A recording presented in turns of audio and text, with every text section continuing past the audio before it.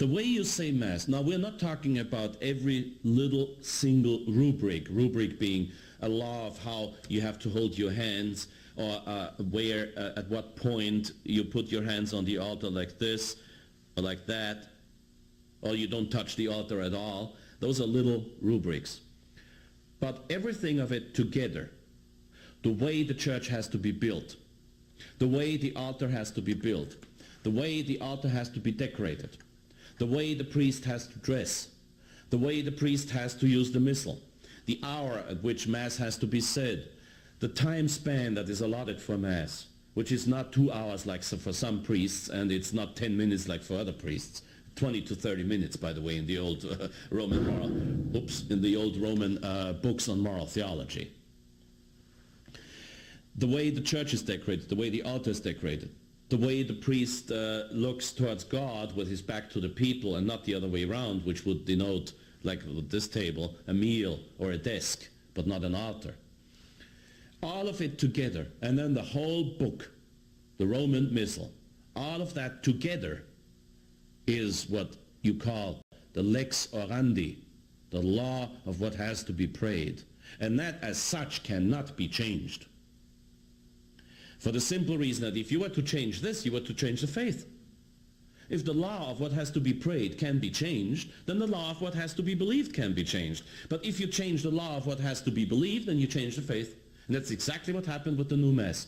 The Novus Ordo Missae is the foundation of a new faith, of a new church, of a church that denies what the old church said, of a church that goes far beyond what the old church ever allowed. It's the foundation of a faith that makes all the truth of the old church relative. I'll explain that. But first, I want to answer your question on quo primum. The people say quo primum does not bind the successors of Pius V who wrote the document. If we dealt with a document that is merely disciplinary, that would be true. It has been pointed out to me, I didn't check it, but let's say it's true, just for the argument's sake. It has been pointed out to me that Pope Clement XIV, sometimes I say Benedict XIV, which is not true, it's Clement XIV. Pope Clement XIV abolished the Jesuit order using the same formula that Pius V was using. This document in itself is irreformable and irreversible, and whoever dares to do so, etc., etc.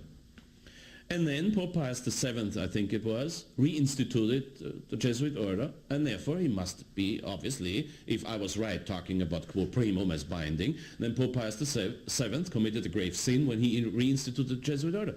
What kind of argumentation is this? Abolishing a religious order and reinstituting a religious order is not a matter of faith. It's not a matter of sacraments. It's a matter of church government, period. And I just mentioned before, the Pope cannot bind his successor in church government. But to change the missal round is not just a question of church government. But wasn't the missal an outcome of the Council of Trent? No. It was not? No.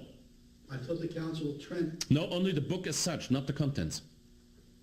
Pope Pius V hardly changed anything in the book. The Missale Romanum of 1570 that was published with binding force forever by Pope Pius V is nothing else but the Missale that was used by the Roman Curia a century before, and the Missale of the Roman Curia that was used a century before is basically nothing else but the Missale that was used by Gregory the Great, the last one who dared to touch the Roman canon. When at the prayer, at the moment the priest holds his hands over the chalice like this and says, Hanc icitur oblationem. And Pope Gregory the Great, in 590 something, inserted the words diesque nostros intua pace disponas into the Hanc icitur, so that you may dispose our days in your peace, mind you, not the way the world gives it, but your in pace tua disponas. When he did that, the population of Rome almost killed him. They said, how dare you touch the canon? That was in 590 something.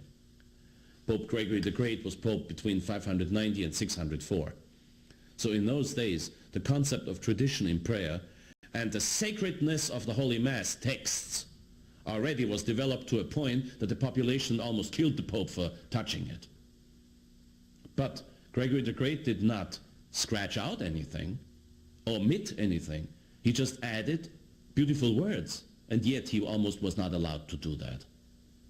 This was the real sense of tradition that the Church once had, and that I hope we still have. Because the text of Mass is the foundation of your faith and my faith, which is the faith that Christ gave us, because of that, the text of Mass cannot be changed. And the rubrics cannot be changed in important matters. Look, the popes prove me right. For the simple reason that all the popes after Pius V until John the 23rd felt bound by Pius V. If you open up the Missale Romanum of St. Pius V, 1570, get an edition of something like 1950 or 1960, whatever, open up the book up front. You will find the Quo Primum document of St. Pius V.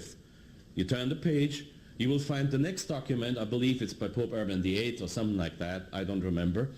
You'll find a few documents by popes successors to Pius V, and every single document explains very carefully why he dared to touch the book.